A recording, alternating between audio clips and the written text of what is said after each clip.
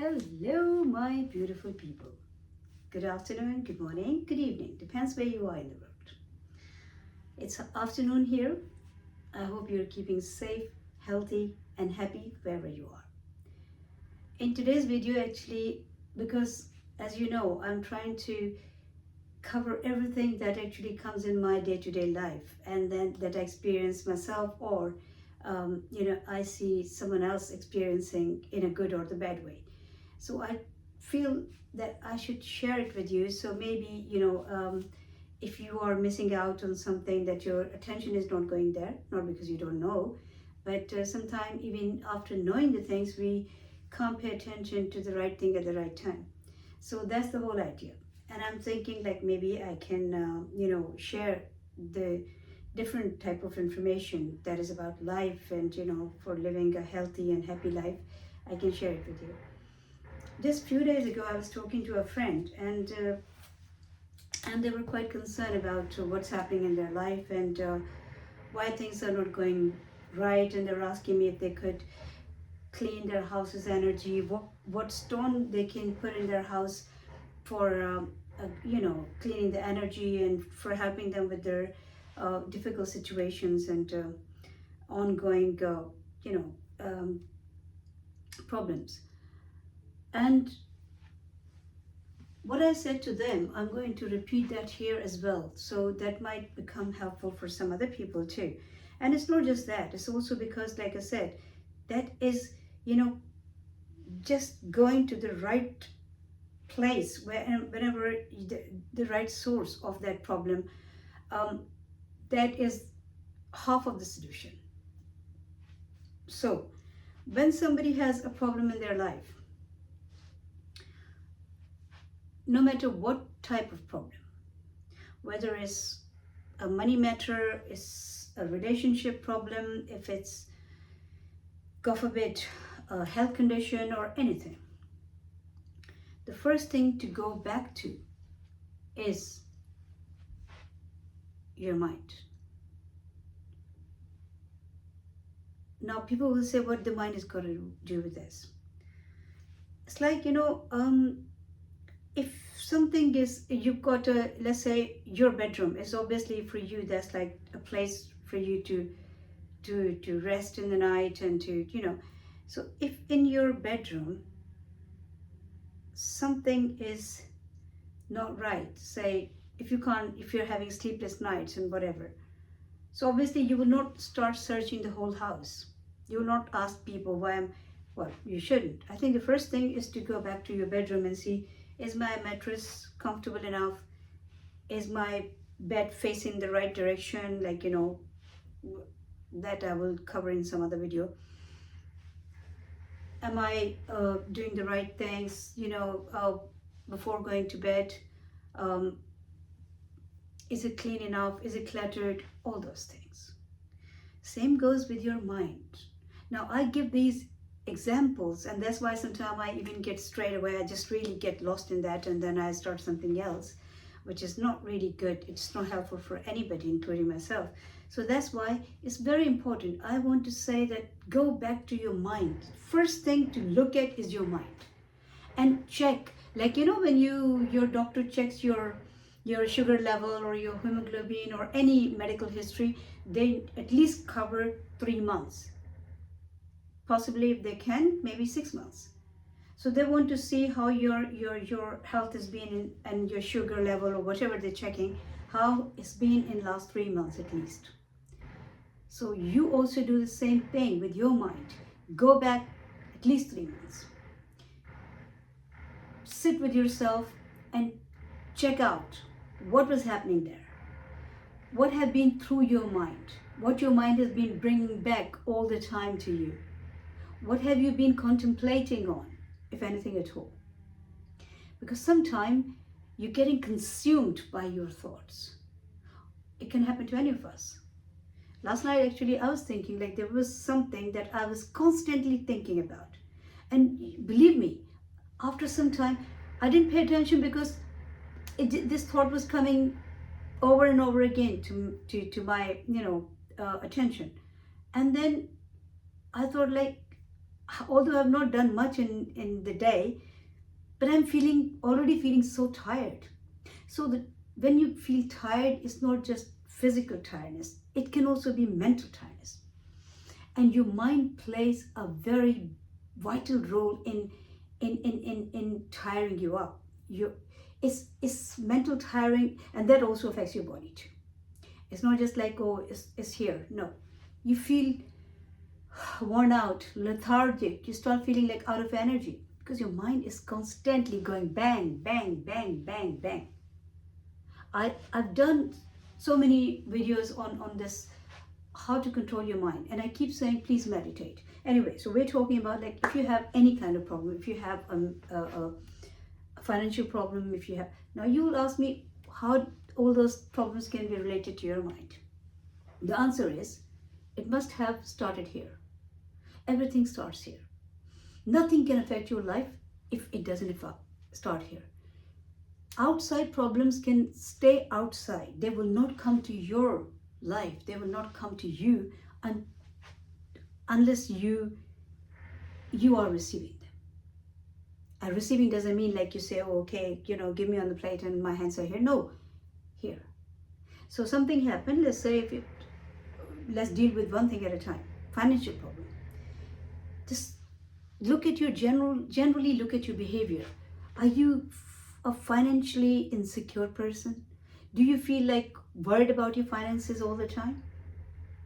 Do you always feel like, oh, are you focusing on the lack, or are you focusing on abundance? That is first question. Some people having so much money in their hand, they still feel like, what once this is gone? What when I spend this money? It's not even rain season. And they're saving for the rainy day. The day that they don't even know if it will come in their life or no. What I'm saying is these insecurities about finances. If you have £10 in your hand, plan your day of things according to that.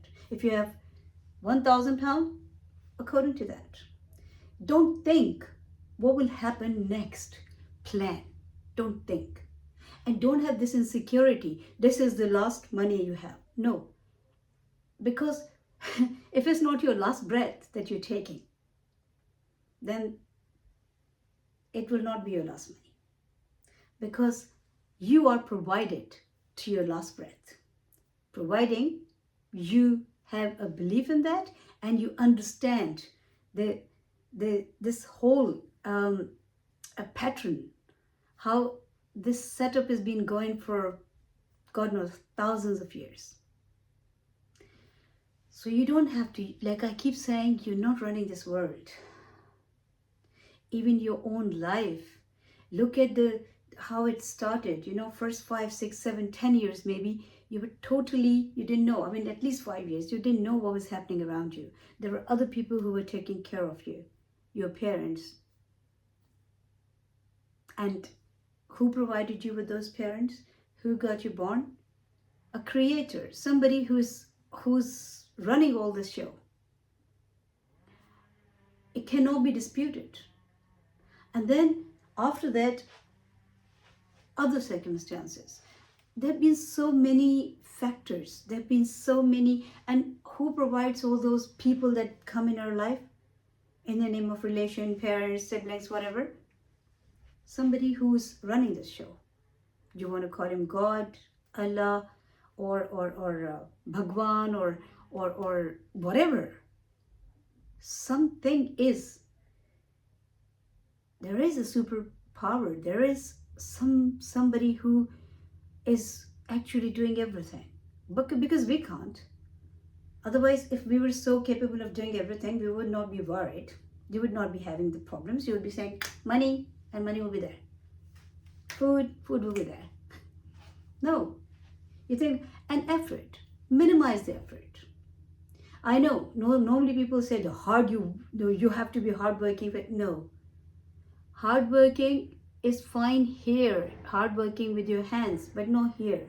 Because you're going through this constant struggle of like, I have to do more, I have to do more. In that you're actually literally wearing yourself out. So insecurity is the first problem when you're having the money problems. Secondly, fear. Now, what is the fear? The fear is like some people are doing a job, a good job and all that stuff, or some people are running business, but they're always fearful of, what if it was not there? So insecurities and fear are, when it comes to the financial matters, they are the root cause of that. The other thing is, when you talk to people about your financial problems, or you constantly think about it, when you're constantly thinking about, let's say you lost 100 pounds somewhere. So that happened. Obviously you didn't like it. You felt uncomfortable, worried, sad, whatever you want to say at that time. Then move on.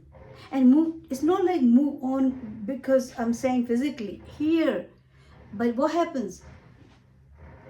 From the bank or wherever you found out that you've lost this 100 pounds, from there to going to your car or going to your house or wherever, you are constantly consumed with this thought. What happened to that money? If you know what happened, then why it happened. It's done. What happened?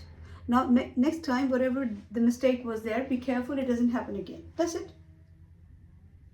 Learn to move on mentally, not physically only, move on. Physically, we're doing more than we should be doing. We're exhausting yourself. Look at this fast life. Trains, tubes, subways, cars, airplanes. You're just putting life on this, like, I don't know. I mean, like the fastest speed you can put it on. And still you're becoming short when it comes to time. You will hear people saying all the time, they're saying, I don't have time. So where's this time going? I mean, for thousands of years, for ever since this world has probably, manifested itself or God made it, but since then, this has been happening. The people were doing the things. They used to walk for miles. And there was plenty of time because they were not as intelligent as we are today. We think like we know everything. And knowing everything is also dangerous. Knowing is fine. Knowledge is weapon. Knowledge is your tool. But the problem is you're using it against yourself. That is not working in your favor. I keep saying, don't be over smart. And today we are becoming over smart. We think like we know everything. And the more we know everything, the more we are in problem. Why? So same goes with the money thing. Don't overthink. Leave wherever the problem occurs, leave it there. Don't carry it with you. And don't keep contemplating on it. Learn your lesson, move on. Mentally and physically. Second thing is, if it's something to do with the relation, look at the solution. If for last 3 months, 6 months, 5 months, 8 months, 10 months, whatever, or maybe years, if something is not going on with, something is not right between you and your relation, be it your children, your parents, your siblings, your friends, whoever, then pay attention to what is happening, what you were doing wrong. Because the root cause can't be the other person. They can actually take the advantage of your mistake, but they are not the one who was making the mistake. How can they make a mistake in your life? How can they make a mistake in your life? You're the only one who can make mistake or fix the things. So you must be making a mistake. Maybe you're overgiving. Maybe you're overdoing. Maybe you're not setting the boundaries. Maybe you have forgotten about yourself and you're trying to remember the world. Maybe you're trying to play Mr. Nice Man everywhere or Miss Nice wherever. Think and pay attention. Because nothing in our life happens without our contribution. It starts here, then goes out in the world, and then we see it around. Third thing, if it's a disease, look at your mental state. Pay attention what you were eating. What was your lifestyle? How were you thinking? Because this is also food that you're ingesting. Only what you eat like through your mouth is not the food. this is also food. And I think in one of my videos, I explained, and I don't want to go into that story, but cutting it very, very, very short to save the time, I will tell you, I was reading, old rubbish when I was 12. A friend of mine, she was half Italian, half English, and she was also like my age. She was giving me all that stuff, and Harold Robbins and Betsy and all that stuff, and I was reading it. And for a 12-year-old, what else you want? Spicy stuff like that, right? And that was my first experience of reading books. So I really got hooked to the word, I think. I just got so used to reading that. A couple of books, and my father was watching me doing this. He never told me what I was reading, why I was reading it. But then when he saw like repeatedly one after another book of same type is coming and I'm reading it, he just said to me, okay, when you finish this, then please tell me, I'll give you another book. I was not too keen on that, but obviously it's my father. I couldn't say no to that. And he was obviously a very learned man, intellectual. Anyway, so he gave me a book, Elia Ellenberg's The Thaw. It's a classic. I read that book. In the beginning, I had absolutely no interest in that book, to be honest with you, because it was not the crap, sorry, excuse my language. It was not the type that I was reading before. And when I was reading this book, when I started, the only thought I had in my head that actually forced me to read it was because my father said, you read it, then we'll discuss it. And I thought, like, what will I discuss with him if I don't read the book? So only for that purpose, I had to stick to that book and read it. Otherwise, maybe I could have just put it aside. But I read that book, and after quite a few pages, I started getting involved. And then, so once I finished this and we discussed it, my father said to me, then he never referred to what I was reading, but he was actually indirectly referring to that. He said, like, you don't put anything in your tummy because you know it's not good for your health. So you will not eat anything just like that. You should be selective and knowing what were you eating, like it has to be healthy, it has to be clean, it has to be this, whatever. Same is with your mind. Don't read everything, each and everything that comes in front of you. Oh, I like reading, so you read it. No, be selective, be conscious, be mindful. Make correct and conscious choices when it comes to reading as well, like anything else in life. So he said, read it, but because this is also food. Affecting your body, affecting whatever affects your mind. That, I mean, I don't really tell you all this. You're much more, knowledgeable and smarter than me. Here, I don't know. They said it, being respectful. So what I'm saying is, you just have to be conscious of. So think and go back. Instead of focusing on that, the doctor said your hemoglobin is low, or he said your blood pressure is high, or your sugar is high, or your cholesterol is high, or your thyroid is not working properly, whatever. So you come back thinking about it from your doctor's surgery or clinic or wherever, it depends on the country, and you come back home, you literally are consumed in that thought. Your doctor, whatever he said, that is important to keep in mind, but not like letting your whole mind get eaten by it. No. Just remember what he said. You know the report. You know you have to work on it, but don't get consumed. Don't get overly over attentive. Don't get focused on that.